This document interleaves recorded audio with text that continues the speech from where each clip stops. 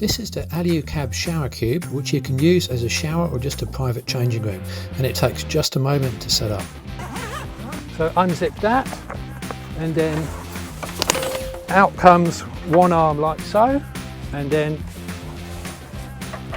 the other arm like that. Now at the bottom here you can see it's hanging down nicely because it's weighted, but if that's not enough, then you've also got these adjustable straps here you can use to tie it down as well with pegs. And to go inside, you just simply unzip that,